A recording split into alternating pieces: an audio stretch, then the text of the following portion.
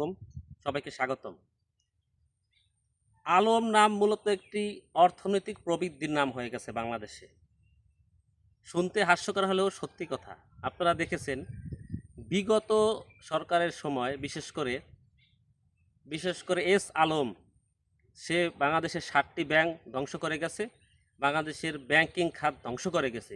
এছাড়াও সে অনেক কিছু ধ্বংস করছে, মূলত ব্যাংকিং খাত ধ্বংস করা তার সবচেয়ে বড় অপকর্ম। এরপরে দেখা গেল কি, হিরো আলম। এই হিরো আলম করত মূলত ডিশের ব্যবসা এবং একবারে গ্রাম অঞ্চলের একটি খুব সাধারণ একটি মানুষ বা ছেলে ছিল। সে এই হিরো আলম আলম নামের বদৌলতে সে বাংলাদেশের এখন বর্তমানে সবচেয়ে আলোচিত সমালোচিত একজন ব্যক্তিত্ব এবং সে অনেক টাকার মালিক বর্তমানে। কিন্তু সে দুর্নীতি করে নাই। সে মূলত তার যোগ্যতা হোক অযোগ্যতা হোক, যেভাবে হোক সে টাকার মালিক হয়েছে আলম নামের বদৌলতে। তৃতীয়ত, বর্তমানে আমরা কি দেখতেছি, বাংলাদেশ সরকারের বর্তমানে বিশেষ করে স্থানীয় সরকার পল্লী উন্নয়ন যে মন্ত্রণালয়ের প্রতিমন্ত্রী মীর শাহে আলম। তো মীর শাহে আলম সম্পর্কে আস্তে আস্তে মূলত মিডিয়ায় খবর আসতেছে। তো মীর শাহে আলমের যে প্রথম খবরটা আসলো যে তার 2 ছেলের নামে 2টি ইউনিয়নের নাম দিয়েছে, তার ভাতিজির নামে আর একটা নাম দিয়েছে এবং তাদের বংশ বা তাদের নামে আরও একটি ইউনিয়নের নাম, মূলত 4টি ইউনিয়নের নাম সে তার নিজের ফ্যামিলির নামে অলরেডি নামকরণ করেছে। এছাড়া যে আহ, তার যে নিজের নামে অলরেডি 3টি বা 4টি হাই স্কুলের নামকরণ করা হয়েছে। আমার কথায় হয়তো বা 2-1টি তথ্য মিসিং হইতে পারে, আমি যতটুকু দেখেছি মিসিং হওয়ার কথা না। তো এরপরে কি হইলো, এ পর্যন্ত সব ঠিক ছিল। শোনেন, বাংলাদেশের রাজনীতিতে ক্ষমতা রাজনীতি হয়, সেখানে এই এই নাম পরিবর্তন এটা খুব সাধারণ ব্যাপার, এটা আহামরি কিছু না। আমি ওইভাবে উপস্থাপন করতে চাই না। কিন্তু হ্যাঁ, 5ই আগস্টের পরে রাজনীতি বাংলাদেশে আর এর আগের রাজনীতির মধ্যে অনেক পার্থক্য আছে মৌলিকভাবে।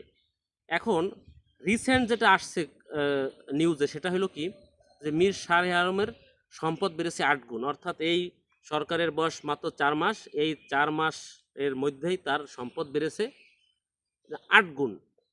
তার যেই যে নির্বাচনী ইশতেহারের সাথে এখন এইটার এই অবস্থা। তো এখন মূলত মীর শাহে আলম মিডিয়ায় যেটা আসছে, সে তারেক রহমানের বন্ধু। এর আগে আমরা দেখেছি যে গিয়াসউদ্দিন আল মামুন নামে এক লোক, তারেক রহমান তখন তো ছিল বিএনপির মেবি ভাইস চেয়ারম্যান, তখন প্রধানমন্ত্রী ছিল সবারই সম্মানিত এবং শ্রদ্ধেয়জন প্রয়াত বাংলাদেশের প্রধানমন্ত্রী বেগম খালেদা জিয়া। তো বর্তমানে যে তারেক রহমান আমাদের যে সম্মানিত প্রধানমন্ত্রী, সে চেষ্টা করছে দেশকে ভালোর দিকে নিয়ে যাওয়ার, এতে কোনো সন্দেহ নেই। কিন্তু আমি এর আগেও ভিডিওতে বলেছি যে বর্তমানে যে তার যে মন্ত্রী পরিষদ, সে কিন্তু নিজে গাড়ি ব্যবহার করে না সরকারি, বা সে অনেক কিছু সরকারি সুযোগ সুবিধা ব্যবহার করে না। এখন এইটা তার করার উদ্দেশ্য কী ছিল, যাতে তার মন্ত্রীরাও সেই ত্যাগ করে বা মন্ত্রীরাও সেই ত্যাগে উদ্বুদ্ধ হয়। কিন্তু সেটা কিন্তু হচ্ছে না।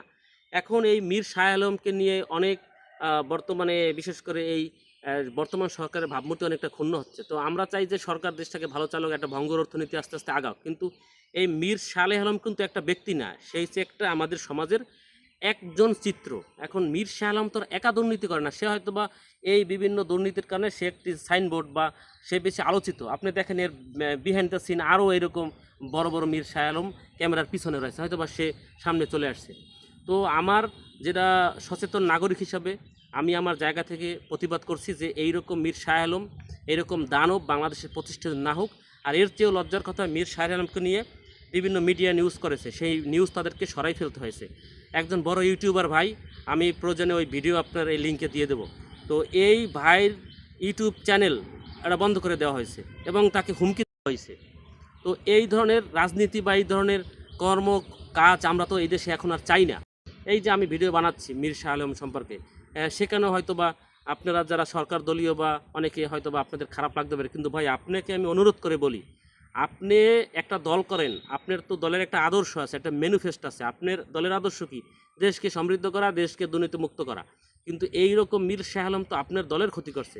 তো আমরা চাই যে প্রত্যেকটা মানুষ দল কানা না হয়, একটা দল আপনি ভালোবাসবেন, দল আপনি করবেন।